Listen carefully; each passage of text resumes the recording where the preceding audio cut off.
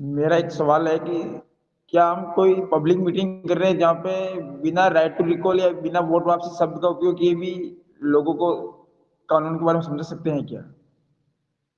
Gadget समझा दो, gadget की पावर, गैजेट के बारे में जानकारी दे दो कि भाई गैजेट है।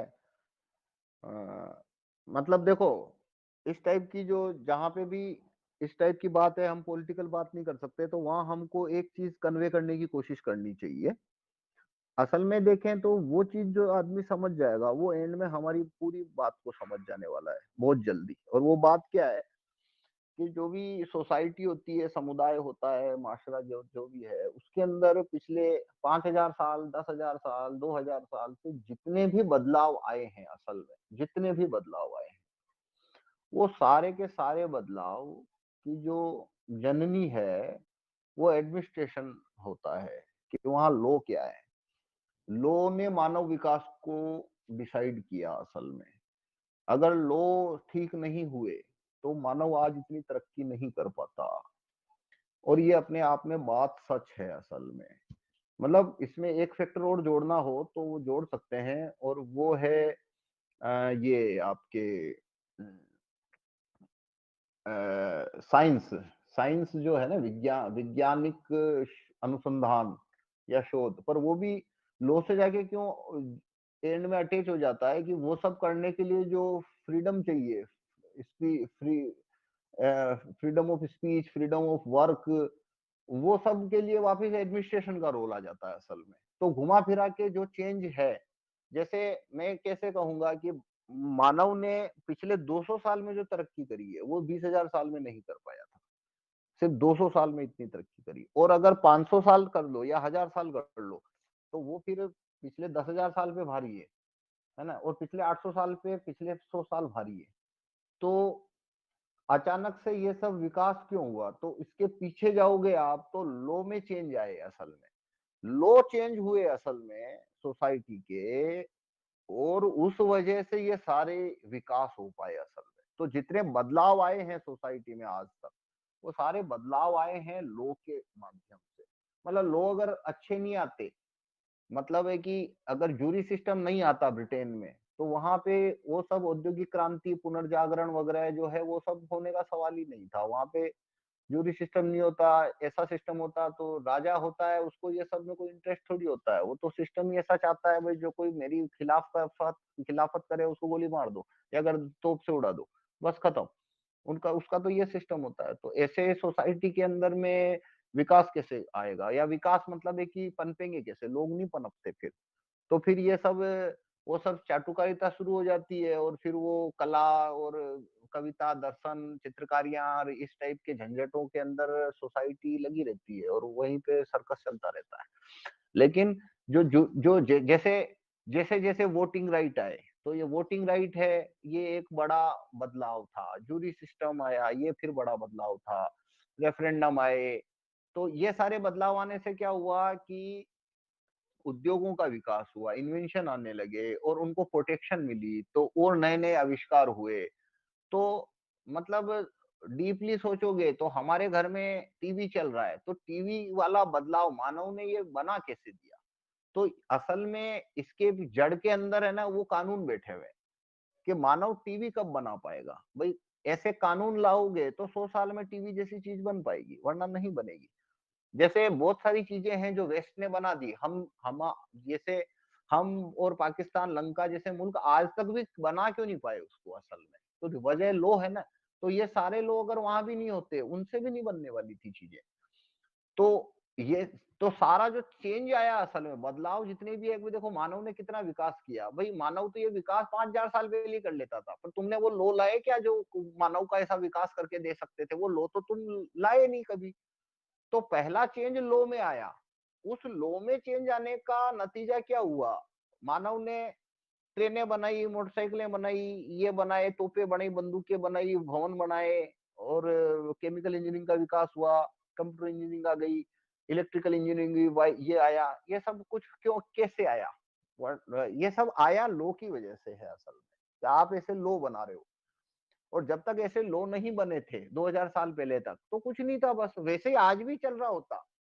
वैसे ही अभी लाख लाख 2-2 लाख लोग इकट्ठे होके घोड़ों पे, हाथियों पे, आमने सामने हल्दी घाटी और वहां पे इकट्ठे हो रहे होते हैं, हाँ भाई कौन राजा बनेगा, आ जाओ कल वहां पे आना है, पानीपत में मिलते हैं।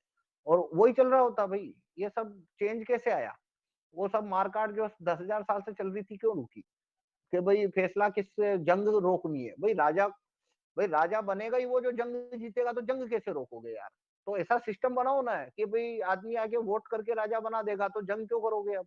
तो अब जंग खत्म हो गई। अब जंग होती है वो मिनरल लूटने के लिए हो रही है, वो एक अलग बात है। पर राजा बनने का की जो जंग थी, जो कि पिछले 5-10 हजार साल से सारी जंगें राजा बनने की थी, वो खत्म क्यों हुई? तो वो इससे हुई। और जब ये जंग खत्म हुई है तो पीसफुल एरा आता है, विकास, उद्योग, ये सब। क्या मतलब जंग हो रही है तो ये सब का क्या रट्टा है? इराक ने जंग लड़ी तो उसमें क्या है, अब कुछ विकास है? 100 साल में तक, मतलब 100 साल पीछे चला गया ना वो तो। मतलब वो 16वीं 17वीं शताब्दी में चला गया इराक। तो जब जंग होती है तो सोसाइटी तबाह हो जाती है। तो सोसाइटी तबाह हो जाएगी, पीस है ही नहीं, इन्वेस्टमेंट नहीं है, फैक्ट्रियां खड़ी करना 100-100 साल लगते हैं। बढ़िया फैक्ट्रियां जो है, बड़ी बड़ी फैक्ट्रियां, इन्वेंशन करने वाली फैक्ट्रियां, उनको 50-50 100-100 साल लगते हैं खड़ी होने में। ऐसे हलवा थोड़ी है 20 साल में कंपनी खड़ी कर दी आपने। तो वो सब होता है, पर जंग में क्या होता है, वो सब लूट जाता है। तो बार बार चीजें नष्ट होती रहती है, जंग होती रहती है। और जो पैसे वाला है वो पैसे वाला है, लैंड पूरी उसने कब्जे में कर रखी है, कोई डिस्ट्रीब्यूशन नहीं है। और जिसके पास बाहुबल है वो राजा, उसके वो है, जिसके पास ज्यादा ताकत है वो उतनी जमीन और जोरू का मालिक बन जाएगा। तो बस यही सब है। मतलब आप इसको आप जितना एनालिसिस करोगे आपको इतना उसमें से सामान मिलता जाएगा। पर बॉटम लाइन यही रहेगी, मानव का सारा विकास कानूनों का विकास है। कानूनों के बदलाव से मानव की जिंदगी में सारे के सारे बदलाव आ गए असल में, धीरे धीरे। और जितने कानून अच्छे आते जाएंगे उतने अच्छे, मतलब ऐसे कानून जो कि विकास को या अनुसंधान को और इस टाइप के इंजीनियरिंग को और इन सबको प्रोत्साहन दे, उतना वो काम आगे बढ़ता जाएगा। तो बॉटम लाइन ये है। और तो मतलब है कि अब ये तो बड़ी बात हुई, अब छोटी छोटी बातें जो होती है ना कि भाई किसी कंट्री के अंदर लोग शॉर्ट टेम्पर है, कहीं पे विवेकशील है, कहीं पे अनुशासित है, कहीं पे अनुशासित नहीं है। तो भी क्यों नहीं है? तो वो कानून है। आदमी क्या है, कानून का प्रोडक्ट है असल में। भारत में जो लोग भारत में जो लोग पान खा के सड़क के किनारे थूक देते हैं, या सिगरेट पी के उसका जो ठूंठ है वो सड़क पे फेंक देते हैं, वो सभी लोग जो ही दुबई लैंड करते हैं वो ऐसा करना बंद कर देते हैं तुरंत। 1 घंटे के अंदर नहीं, 10 मिनट के अंदर ही बंद कर देते हैं। वो कचरा का पात्र ढूंढेंगे, डस्टबिन ढूंढेंगे, उसी के अंदर वो उसने कुछ पान खाया है या कुछ उसने बिस्कुट खाया है, तो उसकी थैली को वो जेब में रख लेगा, वो फेंकेगा ही नहीं। और वो डस्टबिन ढूंढेगा, जहां उसको डस्टबिन मिलेगा वहीं पे डालेगा। तो भाई एक 10 सेकंड में इतनी समझ कैसे आती है आदमी के अंदर? तो वहां लो है कि तुमने इसको फेंक दिया अगर, तो तुम्हारे 250 दिरहम लग जाएंगे। मतलब है कि तुमको 5,000 रुपया तुम्हारा अभी लगेगा, तुरंत फेंक के देख तू। और फेंकेगा और 5 मिनट में कोई ना कोई पुलिस वाला पहुंच जाएगा तुम्हारे तो, हाँ भाई 5,000 रुपया दे दे अब तू, तेने ये फेंका है ना। तो ये वहां पे आदमी जाते ही 10 सेकंड में अनुशासित कैसे हो गया? यहाँ पे तो वो अनुशासित नहीं था। तो बस वजह वहां लो ऐसे हैं, तो बस वैसे अपने आप ही लो के अनुसार। अब यूएस के अंदर क्या है, वहां पे रेफरेंडम है, जूरी है, रिकॉल है, वोटिंग है, तो अपने आप ही वहां के लोगों की सहभागिता पॉलिटिक्स में ज्यादा हो गई। तो उनके अंदर हर चीज को हर चीज को समग्र रूप से देखने का उनमें विवेक डेवलप हो जाएगा। वो चीजों में यथार्थ, मतलब कौन सी चीज काम की नहीं काम की, वो चीज को वो ज्यादा ढंग से समझ जाएंगे। हमारे यहाँ पे आदमी जिंदगी में उसमें केस ना हो तो जिंदगी में वो अदालत की शक्ल नहीं देख पाता, उसको पता ही नहीं है कंट्री की जड़ ये यहाँ है अदालत, यहाँ से सारा खेल चल रहा है। उसको पता ही नहीं, शक्ल ही नहीं देखी उसने अदालत में, जज कहाँ बैठता है उसको पता ही नहीं, पेशकार कौन होता है उसको ध्यान ही नहीं है। केस नहीं हुआ तो वो जिंदगी में अदालत में पाँव ही नहीं रख पाएगा, पूरी जिंदगी नहीं रखेगा वो, थाने में कभी पाँव ही नहीं रखेगा। और उससे वो घबराएगा हमेशा के लिए। तो भूमिका ही नहीं है, एक बार वोट दिया, बाद में उसको कोई पॉलिटिक्स में मतलब ही नहीं है। तो राजनीतिक सूचनाएं कम हो जाती है, विवेक कम हो जाता है। तो सब जगह वही चीज है, हर जगह पे जैसे लो हैं उसके अनुसार आदमी व्यवहार करता है। जैसे भारत में मारपीट है, मॉब लिंचिंग, सड़क पे मारपीट, 151 के कितने केस चल रहे हैं, कोई हिसाब नहीं है। आए दिन लठबाजियां ये सब होती रहती है। तो वो भी क्यों हो रही है? लोग ही ऐसे हैं। तो सब तरफ जितनी अव्यवस्थाएं और व्यवस्थाएं दिख रही है, आदमी जैसा बिहेव कर रहा है, जैसा व्यवहार कर रहा है हर समय, उसके पीछे एक बड़ी वजह वहां के लोग हैं। तो सारा सब कुछ लो है एंड में, और कुछ है ही नहीं। आदमी तो प्रोडक्ट है उस लो का। अभी जैसे पाकिस्तान का एग्जांपल लो, तो वहां के लोग हैं, उनकी इतनी हालत खराब है, मतलब वो इतनी जहालत में हैं लोग, जिसकी कोई सीमा ही नहीं है। मतलब आप बात करोगे तो बात नहीं कर सकते उनसे, इस सीमा तक उनकी बैंड बजी हुई है लोगों की, मानसिक दिवालियेपन की। मतलब इतनी जहालत है उन लोगों में, भले कितना भी पैसे वाला है, उसको इतना जाहिल है, कोई हिसाब नहीं है उसका। तो वजह क्या है? वो वापिस वहां पे लोई ऐसे है। तो वहां पे उनको जो पढ़ाया जाता है एकेडमिक क्लासों में, उनको उनके टेक्स्ट देखो आप कि कितना बड़ा, कितना भयंकर कचरा वो पढ़ाते हैं वहां पे। तो बस वही चीजों को पढ़ पढ़ के और उनका वैसा माइंडसेट बन गया है। तो वो नस्ल हो गई वहां की। तो जैसे लोग हैं, जैसे ही लोगों का टेम्परामेंट है, जैसा ही लोगों का व्यवहार है, जैसा ही लोगों का सार्वजनिक व्यवहार है, वैसे ही लोगों का पर्सनल व्यवहार है, वैसे ही कल्चर है, वैसे ही फैशन है, वैसे ही इमारतें हैं, वैसे ही डेवलपमेंट है, वैसे ही मारपीट झगड़े हैं, वैसी ही शांति है। सब कुछ लो है और कुछ है ही नहीं। लो के अलावा कुछ है ही नहीं। और लो जो बनता है, वो लो जो होता है, तो आपको चेंज क्या लाना है? जैसा भी चेंज लाना है आएगा लो से। ये चीज को, इसमें कोई पॉलिटिक्स नहीं है। ये एक प्रकार का यूं समझ लो कि एक रियल सोशल पॉलिटिकल नॉलेज या इंफॉर्मेशन है ये, जिसे बाकी सब किताबों में नहीं लिख रखा उन्होंने। तो ये चीजें एड्रेस की जा सकती है। और भाई लो जो होता है, वो लो है, वो गैजेट में आता है। ये एक कागज होता है, गैजेट। तो जो भी आपको सोसाइटी में चेंज लाना है, तो आपको कैसी नस्ल चाहिए 20 साल बाद में? तो आपको ऐसी नस्ल चाहिए जो एकदम घटिया हो, जाहिल हो, तो ये गैजेट का इस्तेमाल करके आप ऐसी नस्ल पैदा कर सकते हो। आप गैजेट के अंदर ऐसी इबारतें लिखो, सिलेबस बदल दो, उसमें किताबों में ऐसी चीजें लिखो इलॉजिकल, तो बच्चे वही पढ़ेंगे अब। और वो वैसे ही उनके हमेशा के लिए उनकी धारणा बन जाएगी। और तो आपको जैसी कंट्री बनानी हो वैसी लॉ से बनती, ये चीज आप वहां पे रख सकते हो और गैजेट एक की महत्ता बता सकते हो। एक मिनट हम्म। पवन जी, यहाँ पे मैं हम्म। एक चीज बोलना चाहता हूँ कि आप जापान, यूएस, यूरोप, कोई भी देश जाओ, वहाँ पे जनरल पब्लिक में बिलीफ है हम्म। कि मान लो आज से 600 साल पहले, 1000 साल पहले हम्म। कानून अच्छे नहीं थे, लोगों हम्म। की लाइफ जो है वो, मतलब इतने हमारे पास टेक्नोलॉजी नहीं थी, एंड ग्रेजुअली टेक्नोलॉजी इंप्रूव हुई, कानून इंप्रूव हुए, सोसाइटी इंप्रूव हुई, ये मान्यता है। ठीक है। हम्म। भारत, पाकिस्तान, मतलब आपने जो नैरेटिव समझा है वो समझना इजी होता है, इसलिए कि ये हम्म। सब चीजें बदली, उस हिसाब से इम्प्रूवमेंट आया। भारत, पाकिस्तान, मतलब मैंने बात की है लोगों से, इसलिए मैं बोल रहा हूँ, श्रीलंका से किसी ने बात नहीं की, तो मतलब बेसिकली बात किया है आ जाके, मतलब जो जनरल पॉपुलेशन है उनमें ये धारणा है कि पहले का समय बहुत बढ़िया हुआ करता था, सब कुछ था, मतलब हमने प्लेन भी बना रखे थे सब। इस्लामिक देशों में भी इस तरह की है कि हमारे से में ऐसा घुसा हुआ था कि हम ये कर देते थे, वो कर देते थे, अभी तो कुछ कर नहीं पा रहे। तो ये भारत में भी है, इसलिए लोगों को ये समझना मुश्किल होता है कि कानून से क्या मतलब फायदा। ये गर्वित भारतीयों का रहता है ये लाइन, जो गर्वित इसलिए वो भारतीय सब है ये भारत में समझना ही मुश्किल हो जाता है ये चीज कि हाँ। भाई पहले तो सब कुछ ठीक था, कानून नहीं थे, हम्म। तभी तो कैसे ठीक था फिर। हम्म। तो इसलिए ये नहीं नहीं, आपने जो कानून तब बता, भी था ऐसा नहीं, नहीं ऐसा नहीं है, कानून तब तब नहीं, कानून तब भी था। तो तुमको वैसा टाइम चाहिए वापिस, कहाँ? तो बस वैसे कानून ले आओ, वापिस वैसा टाइम आ जाएगा। क्योंकि हम यहाँ ये नहीं बता रहे हैं कि अच्छे कानून, कि कानून अच्छे आने चाहिए। हम ये बता रहे हैं तुमको कैसा चाहिए, जैसा भी चाहिए उसको लाने का तरीका कानूनी है। तुमको पुराना टाइम चाहिए 1500-1600 सदी वाला, कहाँ? तो वैसे कानून ले आओ, उस समय के कानून आज डाल दो, तो वापस तुम्हारे को धीरे धीरे वही सोसाइटी बन जाएगी तुम्हारी, ऑटोमेटिक, ऑटोमेटिक ही बन जाएगी। कि जिसके पास बंदूक होगी या राजा का आदमी आएगा, वो घोड़ा लेके आएगा और कोई उसको लड़की पसंद आ गई तो उठा के ले जाएगा, बन जाएगा तुम्हारा ऐसा माशरा। क्या दिक्कत है? बना लो वापिस। तो हम्म अच्छा मतलब पवन उसमें जी, हम पवन जी, हाँ, हम्म, हाँ बोलो।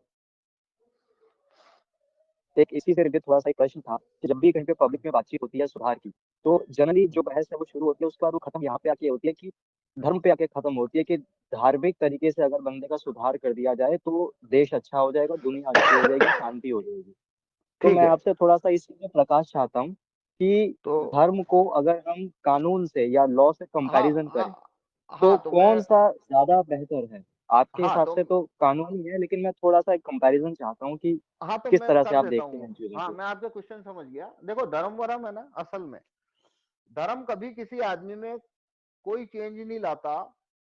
जितने चेंज लाता है उसके अंदर व्यक्तिगत पे ही लाता है। सार्वजनिक व्यवहार उसका क्या होगा, उसे कभी कोई धर्म की ताकत ही नहीं है डिसाइड करने की। उसे डिसाइड जो करता है वो कानून ही करेगा, धार्मिक मामलों में भी।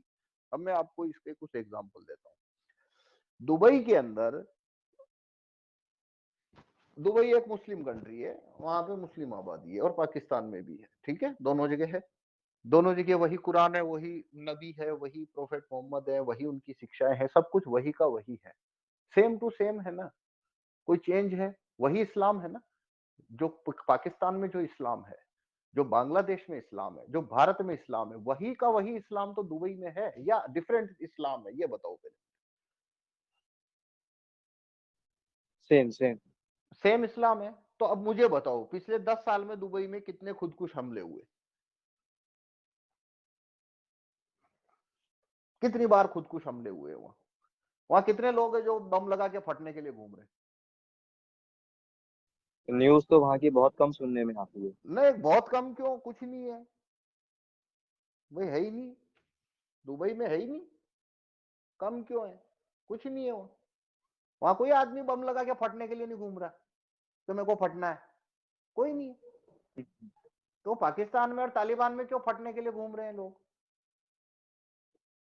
वहां पे क्यों क्लाशनिकोव कंधे पे लटकाए लोग घूम रहे हैं? कभी तू कौन है, अच्छा उड़ा देंगे, या ये काफिर वो काफिर, वो ये वो जो भी है ये। तो धर्म तो वही है ना। वहां चेंज हो गया, यहाँ अलग हो गया, ऐसा क्यों? लो, वहां का लो है, वो उसको, धर्म को, धर्म के सार्वजनिक व्यवहार को कंट्रोल करके रखता है वहां पे पूरे तरीके से। जैसे एक एग्जांपल देता हूं, पाकिस्तान में या भारत में भी या बांग्लादेश में भी, बांग्लादेश में थोड़ा बहुत कंट्रोल है, पर जैसे भारत पाकिस्तान में जो फ्राइडे गैदरिंग है, वो गैदरिंग के अंदर मौलवी को क्या बोलना है, उसे मौलवी डिसाइड करता है उसे क्या बोलना है। तो यहाँ पे गैदरिंग में मान लो किसी मस्जिद में 200 1000 2000 लोग आए गैदरिंग में, तो उनको क्या सरमन देना, उसे डिसाइड कौन करता है? वो मौलवी डिसाइड करता है। लेकिन दुबई में कौन डिसाइड करता है? वहां पे किंग डिसाइड करता है। वहां पे हर शुक्रवार को हर मौलवी के हर मस्जिद में खुतबा भेजा जाता है, लिखा हुआ रिटर्न, कि भाई यहाँ पे जो आप सरमन दोगे ये वो सरमन है, आपको इसे पढ़ना है, अपनी तरफ से कुछ प्लस माइनस नहीं करना आपको। तो वो जो ऑडियंस है उसके पास, मौलवी के पास, वो उसे क्या संदेश देगा, उसे सरकार ने एक लॉ बना के कंट्रोल किया। तो वहां पे वो एक जनरल स्पीच देते हैं और भेज देते हैं। लेकिन अगर आपने ऐसा कोई लॉ नहीं बना रखा, तो वहां पे फिर जो मौलवी है उसको जो समझ आएगा वो चीज उससे प्रीच करेगा वहां पे। अब और वो प्रीचिंग है वो फिर रिफ्लेक्ट करेगी आदमी के अंदर, और वो उस हिसाब से उसका ब्रेन काम करता है अब, क्योंकि वो हर शुक्रवार को उससे सरमन ले रहा है। तो एक लो आया कि भाई खुतबा है वो मर्जी से नहीं पढ़ सकते, हम सरकार जो बताएगी आपको खुतबा तो वही पढ़ना पड़ेगा। तो चेंज आ गया ना। फिर दूसरा चीज है जो मदरसा है, तो भाई वही इस्लाम है जो दुबई में है, वही पाकिस्तान में भी है, इंडिया में भी है, सभी जगह तो वही इस्लाम है। उसी इस्लाम में मदरसे होते हैं ना, जो मस्जिद होती है साथ में मदरसा होता है। तो वहां पे आपने मदरसा है तो उसके अंदर आप अगर उर्दू अरबी पढ़ा रहे हो, है ना, और एक बच्चा है उसको आप अंग्रेजी और मैथ्स और साइंस पढ़ा रहे हो, और एक है उसको आप, एक तादाद को आप ये पढ़ा रहे हो, तो नतीजा क्या होगा, उसका साइंटिफिक सोच नहीं बन पाएगी ना। पर इसे डिसाइड किसने किया, लॉ ने किया या धर्म ने किया? तो ऐसे करके धर्म जो होता है असल में, उसकी किताबों में क्या क्या लिखा है उससे कोई फर्क नहीं पड़ता। ये खेल कैसा है, मैं थोड़ा इसको खोल देता हूँ कि धार्मिक किताबों में जो भी कुछ लिखा है, सभी धर्म की किताबों में, वो सब इतना स्पष्ट है, इतना इररिलेवेंट है आज की डेट में, कि उसके ऊपर उसकी कोई सही से कुछ डेफिनेशन और व्याख्या होती ही नहीं है।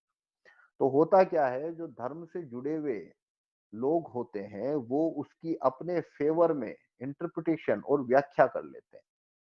अगर आप उसको रोक देते हो, गलत चीज का गलत इंटरप्रिटेशन को आपने रोकने का मैकेनिज्म डेवलप किया, तो उसका वैल्यू खत्म हो गया। तो सभी धर्मों के साथ ये चीज होती है कि धर्म है, उसमें क्या किताब में लिखा है उसका वैल्यू नहीं है। क्यों? क्योंकि लॉ ये डिसाइड करेगा कि जो लिखा है उसमें से प्रैक्टिस क्या होने वाला है। जो प्रैक्टिस होगा उसे लॉ डिसाइड करेगा कि ये प्रैक्टिस होगा क्या। मान लो, मैं एग्जांपल देता हूं, मतलब किसी भी धर्म की बात करो, बात वही रहेगी, पर जैसे हिंदू धर्म में से एग्जांपल लेते हैं कि भाई हिंदू धर्म के एग्जांपल में लिखा हुआ है कहीं पे कि भाई मंदिर है, उस मंदिर ये अमुक जो मंदिर है, वो मंदिर के अंदर दलितों का प्रवेश नहीं है, ये लिखा हुआ है, मान लो, ठीक है ना। अब कहाँ क्या लिखा है मुझे नहीं पता, ये लिखा हुआ है। पर अगर लो बना कि सभी प्रवेश करेंगे, तो वो जो धर्म की किताब में लिखा था उसने काम किया? उसने काम किया क्या, बताओ मेरे को अब। नहीं नहीं। तो फिर वहां जो लिखा है उसका लिखा होना और ना लिखा होने का मतलब क्या रहा अब?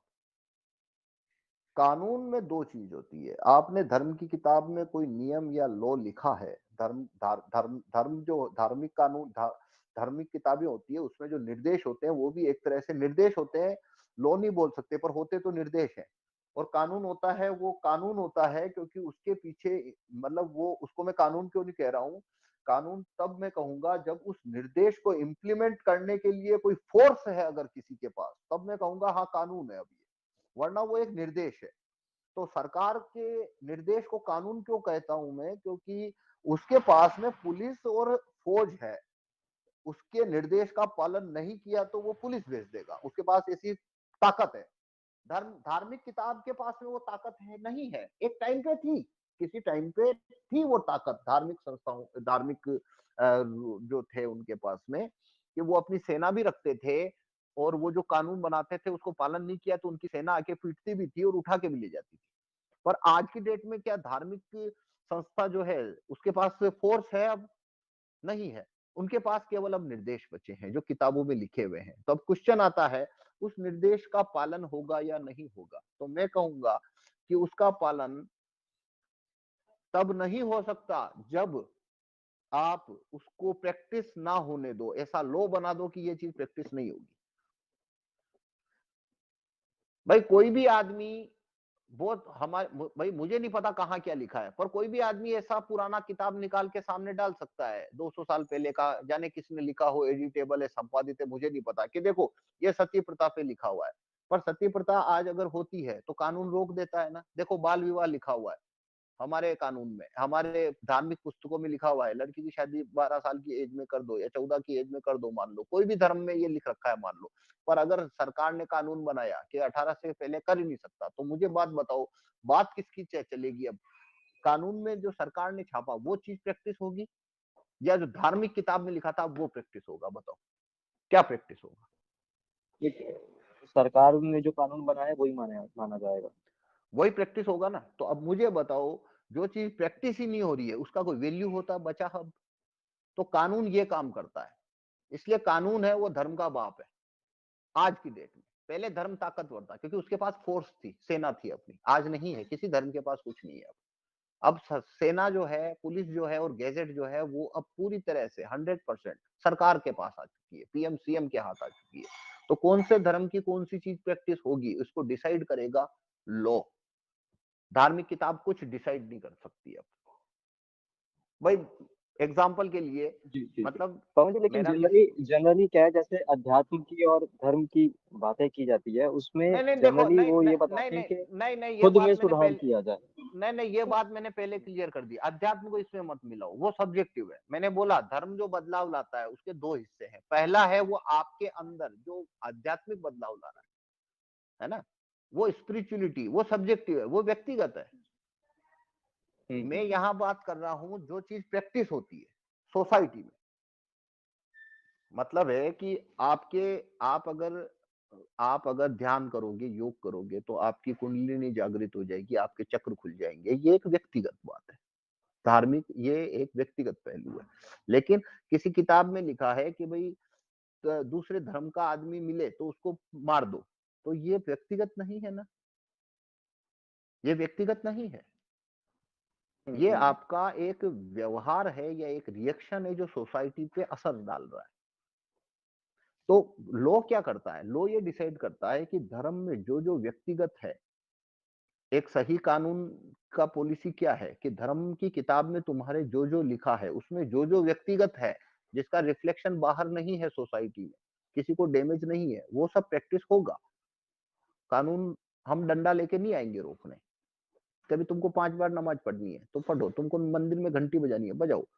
लेकिन आप कोई चीज ऐसी है जो कानून जो धर्म की किताब में लिखी है, पर उसको जब तुम प्रैक्टिस करते हो तो वो सोसाइटी या समुदाय के अंदर उसका प्रभाव आ गया, तो सरकार ऐसा कानून बना के उस प्रभाव को कम कर सकती है और खत्म भी कर सकती है। जैसे सरकार बोल सकती है कि भाई ठीक है, भले तुम्हारे कानून तुम्हारी किताब में लिखा है कि जब तुम बाजा बजाओगे, आरती करोगे, तो बहुत बड़ा तुम ड्रम बजाओगे, और तुम अजान लगाओगे तो तुम इसके अंदर लाउड स्पीकर लगाओगे, पर आज मैं कानून छापता हूं कि तुम ये नहीं कर सकते, तो खत्म हो गया। अब वो चीज खत्म हो गई, वो किताब में लिखी हुई है, बस लिखी रहने दे उसको, इधर प्रैक्टिस नहीं होता अब। तो धर्म का जो मतलब ये बात ही सिरे से खारिज करता हूं मैं कि लोग धर्म को सुधार रहे हैं। भाई धर्म में कुछ है ही नहीं, क्या चीज सुधारना चाहते हो धर्म में, क्या क्या सुधारना है, वो है ही नहीं, उस चीज को लाके बार बार सामने डाल देते हो कि यहाँ ये लिखा हुआ है, तो लिखा रहने देना, उसका क्या करना है तेरे को, उसको उधर लिखा रहने दे। प्रैक्टिस हो रहा है क्या, कहाँ प्रैक्टिस हो रहा है, तो प्रैक्टिस हो रहा है तो सरकार को बोल, रोक देगी सरकार, उसको 1 मिनट चाहिए सरकार को, 1 मिनट में रोक देगी। किताब में तू या तो टाइम मशीन में बैठ के 400 साल पीछे जा और वहां पे ये पन्ना फाड़ के आ जा, वो कर सकता है कोई? जो धार्मिक ग्रंथ में लिखा जा चुका, वो लिखा जा चुका, वो अनएडिटेबल है, उसका क्या कर लोगे अब आप, उसको तो बदल नहीं सकते आप, उसको प्रैक्टिस होने से रोक सकते हो। तो सरकार के लिए तो घंटे भर का काम होता है। मैं आपको सैकड़ों उदाहरण दे दूं जो धर्म की किताबों में लिखे हुए हैं और सरकारों ने उस किताब में जो लिखे हुए हैं उसके खिलाफ कानून बनाए और वो प्रैक्टिस होते हैं। बहुत सारी चीजें हैं तो भाई ये गलत बात है, सोसाइटी में नहीं चलेगी, इसको बदलना है, बदल दिया उन्होंने। तो मेरा इसमें यह है कि जो आध्यात्मिकता है, स्पिरिचुअलिटी है, ज्ञान है, प्रवचन है, उससे आदमी को अच्छा फील हो रहा है, ज्ञान मिल रहा है, चमत्कार हो रहे हैं, या उसको गुड फीलिंग आती है, उसको देवताओं के दर्शन हो रहे हैं, उसके स्वर्ग की सीढ़ी मिल रही है, उसको जन्नत जा रहा है, ये सब व्यक्तिगत है। तो किसी के व्यक्तिगत में दखल क्यों करना है हमको? पर जब धर्म में कोई चीज ऐसी लिखी है जिसका रिफ्लेक्शन सोसाइटी में आता है, तो वो उसके बारे में धर्म पे तो बात ही नहीं करनी चाहिए, उसका इलाज कानून है, सीधा सीधा सीएम के पास जाओ अब आप। उसको बोलो यहाँ पे ये लिख दे, कानून लिख, क्या कि ये चीज प्रैक्टिस नहीं होगी इधर का, ठीक है ये लिख दिया, बस खत्म। तो पवन जी, आपको क्या लगता है कि व्यक्तिगत सुधार करके पूरी दुनिया में शांति कायम की जा सकती है या नहीं? जैसे बौद्ध नहीं धर्म है, वो शांति की नहीं बात करता है, लेकिन वहीं उसका उल्टा पूरी दुनिया में अस्त्र शस्त्र बनाए जा रहे हैं, मिसाइल्स बनाई जा रही हैं। आरआरपी देखो पार्टी ऐसा, भी उसी पे तो काम कर रही है। देखो तो जो आप ये बात दोनों में कॉन्ट्रडिक्शन है। देखो जो आप बात कर रहे हो ना, वो बात नेचर के खिलाफ है।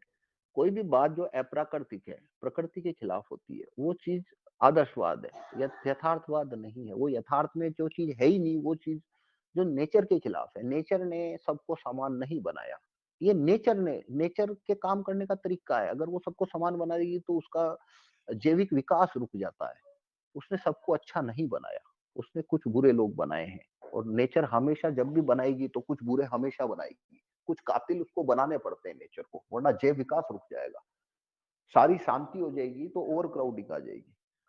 तो नेचर जो होता है, आपकी बात नेचर के खिलाफ क्यों है कि पूरी तरह से शांति, उसने ये शांति नेचर के सिस्टम में, ये शांति है ही नहीं। नेचर का सिस्टम के अंदर ये गदर है कि ताकतवर आदमी है, वो ताकतवर आदमी है, वो दूसरों को टेक ओवर करेगा। वो मतलब चींटी मकोड़े से लेके शेर, खरगोश, हिरण से लेके इंसान तक सब जगह लागू रहेगा। तो आप 100 में से 100 आदमी ऐसे बना ही नहीं सकते कभी। 5-10 है, वो अलग हो ही जाने वाले हैं, और वो 5-10 पूरा गदर मचा देंगे। भाई आदमी तो एक ही चाहिए, हिटलर या चंगेज खान जैसा गदर मचाने के लिए, ज्यादा क्यों चाहिए? भाई मुंबई को हिलाने के लिए 2-4 ही तो दाऊद इब्राहिम और छोटा राजन चाहिए, ज्यादा थोड़ी लगते हैं। 2-4 अरुण गवली चाहिए, ज्यादा किसमें चाहिए? एक आध वीरप्पन ही तो लगता है। उतना नेचर हमेशा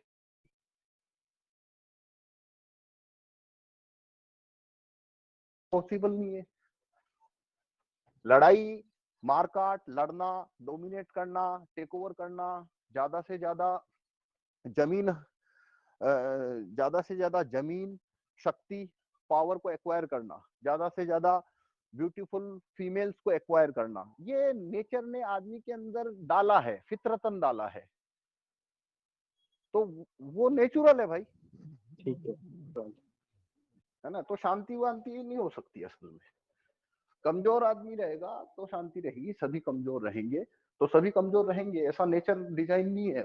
नेचर का डिजाइन है ताकतवर को, तो वो ताकतवर भी बनाता है।